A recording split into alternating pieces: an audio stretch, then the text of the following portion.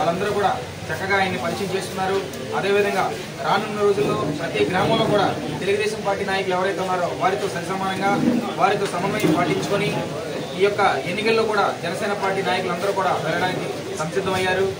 మరి చివరిగా మా జనసేన పార్టీ గురించి తెలియజేయడం కనుక ఈరోజు మాడుగుల మండల సమావేశంలో బైలా ప్రసాద్ రావుకి క్లియర్గా విన్నవించుకున్నాం. ఎన్నికల్లో ఏది ఏమైనా సరే ఖచ్చితంగా జనసేన పార్టీ నాయకులందరూ కలిపి మీ యొక్క గెలుపుకు కృషి చేస్తాం.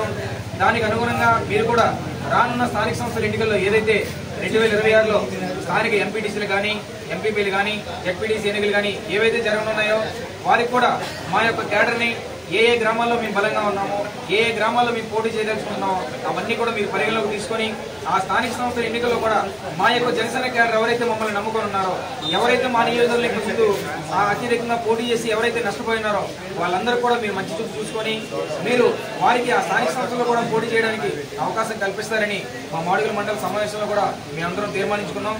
అదేవిధంగా ప్రతి పంచాయతీలో కూడా ప్రతి జనసేన నాయకుడు జన సైనికులు అందరూ కలిసి ఈయన విజయానికి ఖచ్చితంగా కృషి చేస్తామని చెప్పి ఆయన సమక్షంలోనే తెలియజేయడం జరిగింది. ఇది మాకు ఎంతో ఆనందదాయకమైన విషయం. ఏదైతే బైలా ప్రసాదరావు గారు ప్రజారాజ్యం సమయంలో ఆయన ఎన్నికలకు వచ్చినప్పుడు మా మెగా అభిమానులందరూ కూడా 32,000 ఓట్ బ్యాంక్ వచ్చింది. అదే 32,000 ఓట్ బ్యాంకు ప్లస్ టీడీపీ ఉన్న 45,000 ఓట్ బ్యాంకు 70,000 ఓట్ బ్యాంకు ఈ రోజు ఆయన ఖచ్చితంగా వస్తుందని 10 నుంచి 15,000 ఓట్ల మెజారిటీతో ఆయన గెలిపిస్తామని చెప్పి ఈ యొక్క మీడియా ముఖంగా మేము తెలియజేసుకుంటాం.